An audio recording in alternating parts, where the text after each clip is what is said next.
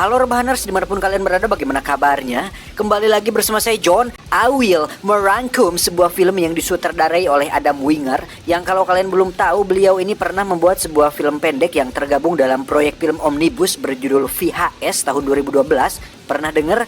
Indonesia juga pernah ikutan loh, yang pemerannya ada Kang Epy Kusnandar atau lebih dikenal sebagai Kang Mus. Searching aja coba, ada kok VHS tahun 2012. Untuk proyek besar, Adam Wingard ini juga dipercaya dalam penggarapan film Godzilla vs Kong yang dirilis di awal tahun 2021 ini. Kalau film lain ada You Are Next tahun 2011, terus Death Note 2017, dan masih banyak lagi film-film kecil lain karya beliau. Penasaran dengan film yang satu ini? Langsung saja pasang handsfree, simetriskan pusat serbahan, kencangkan celana dalam, selamat menonton, dan mari kita ucapkan secara serentak dengan penuh kehangatan. 1, 2, 3.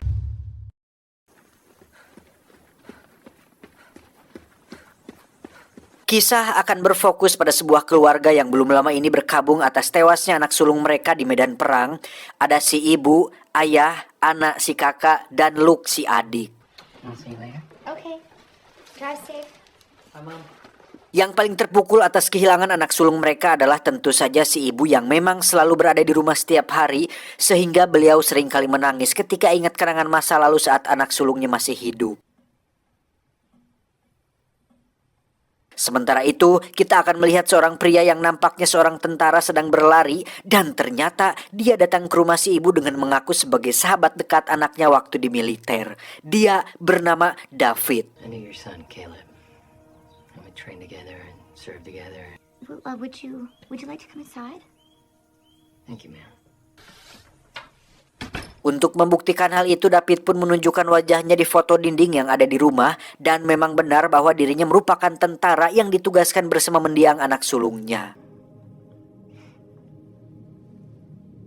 Dan tujuan David datang yaitu untuk menepati janjinya kepada mendiang, yakni mengunjungi rumah ibunya dan mengatakan bahwa mendiang sangat mencintai dan menyayangi keluarganya, dan jelas itu membuat si ibu langsung ciremai dan pergi ke belakang.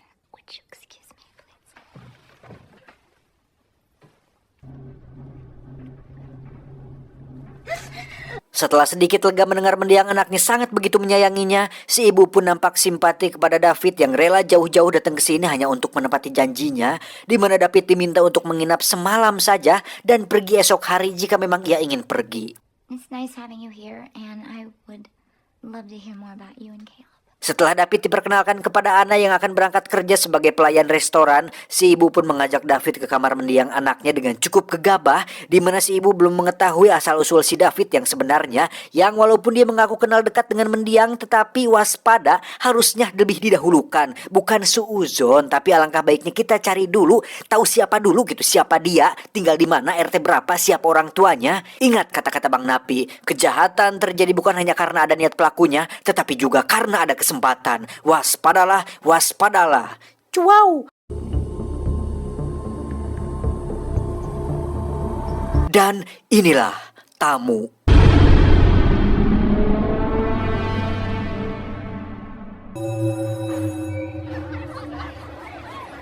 Beralih ke sekolah tempat Luke menuntut ilmu, yang justru dia selalu mendapat perundungan dari beberapa preman sekolah yang sok jago dan berkuasa, di mana hal itu membuat Luke menjadi anak yang lunguh dan tidak percaya diri. Tiba di rumah, Luke pun langsung berkenalan dengan David, dan saat ditanya kenapa wajahnya lebam, Luke pun mengaku hanya mengalami kecelakaan kecil saat olahraga, yang padahal David menyadari betul bahwa sekolah merupakan tempat yang keras bagi anak-anak lemah seperti Luke. Yeah, that could happen. Yeah.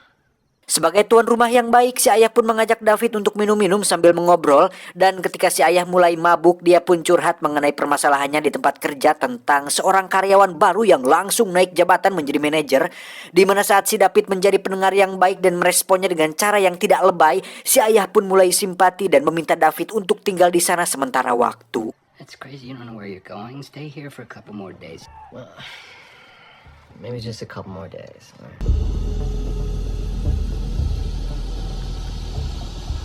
Singkat cerita, esok pagi pun caang. Luke pun dikejutkan dengan kemunculan David yang menjemputnya ke sekolah, di mana dia meminta Luke menunjukkan yang mana anak-anak yang suka membulinya, dan saat mereka pergi, David pun dengan sengaja mengikutinya.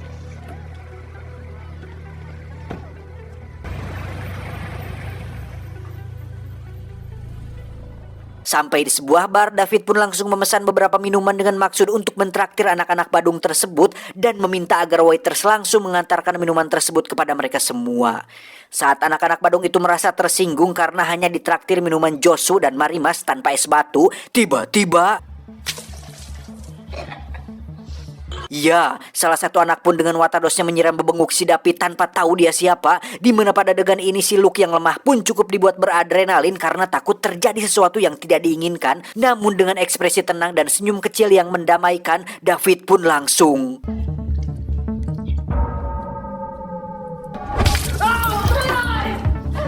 dari situ terjadi perkelahian yang membuat anak-anak Badung itu mengalami cedera parah, di mana saat David sudah selesai dia pun memberikan beberapa lembar uang kepada si waiters dan memintanya untuk mengatakan bahwa insiden ini terjadi karena ada Genji yang sedang mengamuk. Ora.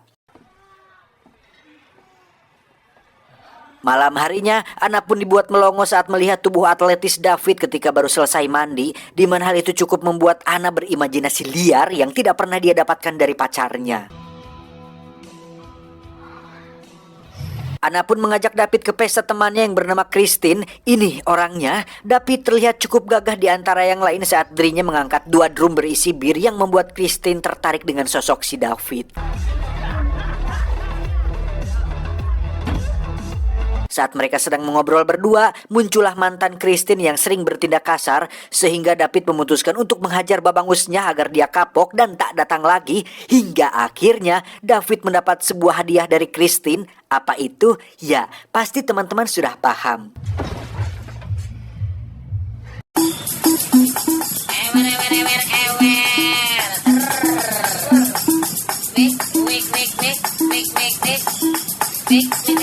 Selesai melakukannya, David pun kenalan dengan teman Christine yang seorang pemuda yang ya bisa dikatakan semacam bisa menyediakan barang-barang ilegal, di mana David meminta dicarikan sebuah pistol untuk dirinya sendiri, dan karena si pemuda menganggap bahwa David adalah mantan tentara, jadi wajar saja. I'm a soldier, man. I like guns. Soldiers like guns. Ana pun langsung mengajak David pulang setelah bertengkar dengan sang pacar yang tidak bisa berhenti main judi slot online, sehingga David memberikan beberapa petuah agar Ana meninggalkan pria seperti itu. Namun karena masih cinta, Ana pun masih harus berpikir kembali untuk mengambil keputusan tersebut. Singkat cerita, esok pagi pun tiba. Ana tak sengaja mendengar David yang sedang menelepon seorang dokter bedah plastik mengenai sesuatu hal tentang operasi wajah baru, di mana Ana yang merasa curiga pun langsung menghubungi customer service militer setempat dan memberikan nama lengkap David untuk dijadikan datanya di militer. Dan Anda akan sangat terkejut ketika mengetahui bahwa nama David ternyata cukup membuat beberapa orang penting kepanikan. Entah apa alasannya dan seberapa penting sebenarnya si David ini, tapi salah satu petinggi mengatakan bahwa David merupakan salah satu subjek eksperimen dalam proyek rahasia militer yang dianggap sudah mati. Ini adalah Mayor Richard setelah dia pensiun dari The Continental, salah satu orang yang bertanggung jawab dalam proyek rahasia itu, di mana saat beliau mengetahui bahwa David masih hidup, dia pun berencana untuk terbang ke lokasi rumah Ana dengan membawa beberapa pasukan elit siap tempur. Beralih ke si David yang terlihat menemui si pemuda dan temannya untuk bertransaksi pistol sesuai permintaannya kemarin, di mana David akhirnya menunjukkan siapa dirinya yang sebenarnya saat dia sekonyong-konyong menembak mereka berdua secara tidak pugu-pugu dan membawa semua pistol beserta 2 buah granatnya.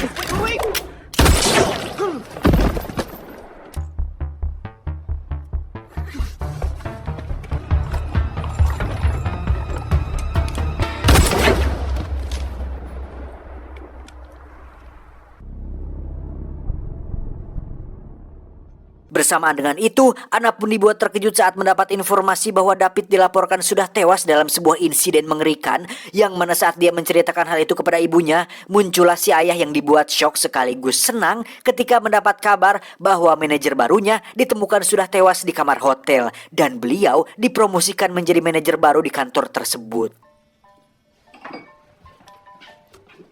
Tak lama Ana pun mendapat telepon dari pacarnya yang mengatakan bahwa dia ditangkap polisi oleh karena dituduh menjadi pelaku atas kasus pembunuhan si pemuda tadi siang, di mana polisi telah menemukan sepucuk pistol di kamarnya yang disinyalir merupakan barang bukti atas kasus pembunuhan tersebut. Setelah informasi tentang ketidakjelasan asal-usul David, lalu kabar kematian bos ayahnya yang tiba-tiba dan sekarang pacarnya ditangkap polisi secara tidak puguh-puguh, membuat Anna curiga bahwa David ada hubungannya dengan semua ini, apalagi David tidak pernah menunjukkan kartu identitasnya sama sekali. You're right here. Anna Peterson, you owe him an apology. Fuck you. Hey, now, Anna. Singkat cerita, esok pagi pun tiba. Luke terlihat sedang duduk dengan tenang tanpa sedikit pun mengganggu yang lain. Tetapi si anak badung yang tempo hari ternyata memang punya jiwa usil sejak lahir. Sehingga Luke terpaksa membogemnya untuk kemudian dia didorong sampai tersungkur. Diakhiri dengan memukul wajah si badung menggunakan papan penggaris. Akibat insiden itu, Luke pun terancam dikeluarkan dari sekolah, tetapi David yang cerdas dan berkarisma pun mengatakan bahwa Luke tidak sepenuhnya salah karena dari pembulian yang dialami Luke selama ini, luka lebam yang masih membekas di wajahnya, dan kata-kata makian yang sering terlontar untuknya, David bisa membawa hal ini ke ranah hukum dengan sebuah kejahatan yang termasuk dalam kategori perundungan, ujaran kebencian, dan kekerasan verbal, sehingga jika Pak Kepsek berani mengeluarkan Luke dari sekolah, maka David akan segera membuat gugatan yang tentu saja bisa merusak nama baik sekolah ini. Hal itu tentu membuat Pak Kepsek menjadi sangat gugup dan gemetaran, apalagi melihat cara David berbicara yang lantang, berkarisma, dan penuh percaya diri, yang akhirnya Pak Kepsek tidak jadi mengeluarkannya. We understand each other. I believe we do, Mr.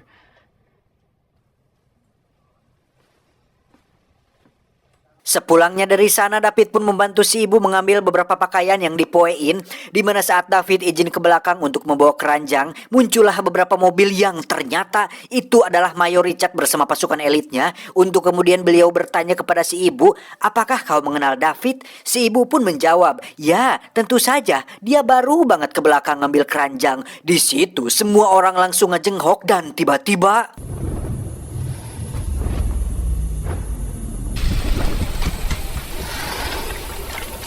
dari situ terjadi baku tembak di mana David langsung loncat ke dalam rumah dan diberondong puluhan peluru berkaliber besar yang tak satu pun berhasil mengenainya.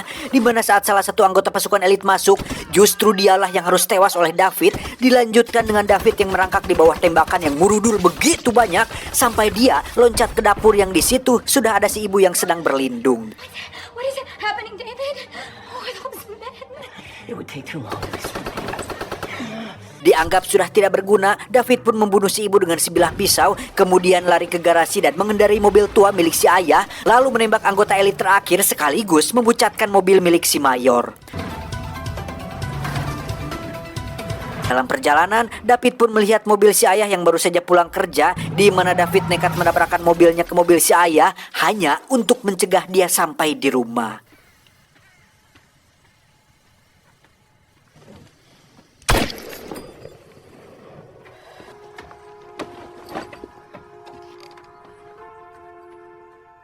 Tak lama setelah David kabur dengan berjalan kaki, muncullah si Mayor dengan mobil ban bucatnya, di mana di situ kebetulan ada seorang abah-abah pengendara yang kemudian si Mayor meminjam mobilnya yang awalnya si abah merasa keberatan, tetapi setelah dipikir-pikir dia justru harusnya senang karena bisa mendapatkan mobil militer warna hitam yang pastinya harganya sangat mahal. Wow. Mayor pun pergi menjemput Anna di tempat kerjanya. Kemudian Anna bertanya tentang siapa sebenarnya David dan kenapa militer mengejarnya. Dan akhirnya terkuaklah bahwa David adalah salah satu subjek dari sebuah eksperimen medis yang bertujuan untuk membuat tentara tanpa identitas yang nantinya bisa berguna ketika mereka ditangkap musuh saat di medan perang.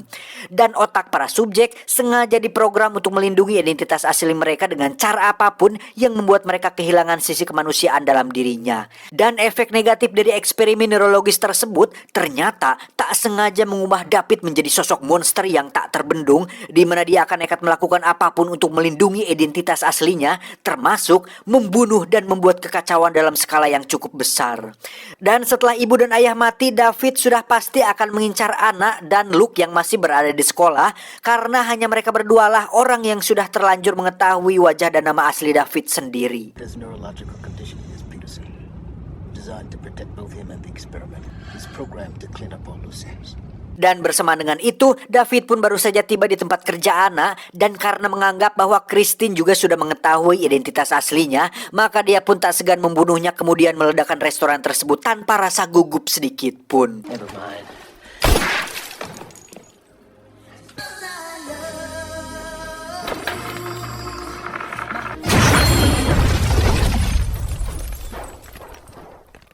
Beralih ke sekolah Luke yang kebetulan sebentar lagi akan diadakan acara Halloween di mana Luke sedang dihukum menjadi seksi bersih-bersih di acara tersebut. Mayor dan Anna pun langsung mengajak Luke untuk pergi, tapi mereka keburu dikejutkan dengan terbunuhnya seorang guru yang pastinya adalah perbuatan si David yang sudah sampai di sana. Si Mayor pun menyuruh Anna dan Luke untuk pergi duluan sementara dirinya akan memberanikan diri untuk menangkap si David sendirian. Namun hasilnya tentu saja beliau harus tewas secara mengenaskan karena David lebih cerdas dan terampil dibandingkan dengan dirinya.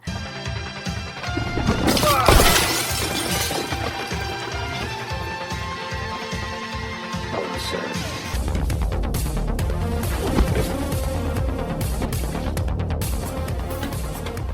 You shouldn't have followed me. Tersisa Anna dan Luke yang secara persentase dan logika mereka berdua hanya punya peluang 5% loh untuk bisa bertahan. Itu pun kalau mereka punya senjata api.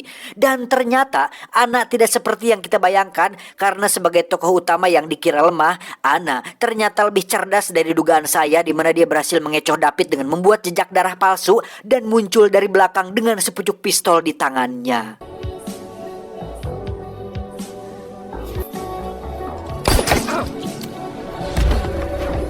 Anna pun menembak David di bahunya dan entah kenapa tidak di kepalanya. Di mana saat Anna mendekat, tiba-tiba David menusuk paha Anna kemudian mencekik lehernya sekuat tenaga. Dan ketika Anna sudah tidak walakaya, tentu saja Luke muncul dengan menikam David dari belakang dan menusuknya tepat di dada sampai David benar-benar tewas kali ini. Don't feel bad. Sebegitu banyak pasukan elit gak mampu loh buat bunuh si David. Malah Luke dan Anna yang masih labil, yang bahkan belum merasakan pahit manisnya hidup, sebegitu mudahnya melakukan itu. Apakah pasukan elit yang mati tadi kurang latihan? Atau Luke dan Anna yang memang dibantu sutradara? Namun ternyata tak cukup sampai di sini. Karena saat Luke dan Anna sudah ditangani tim medis, Anna pun tak sengaja melihat salah satu petugas yang pincang, di mana itu adalah si David yang masih hidup.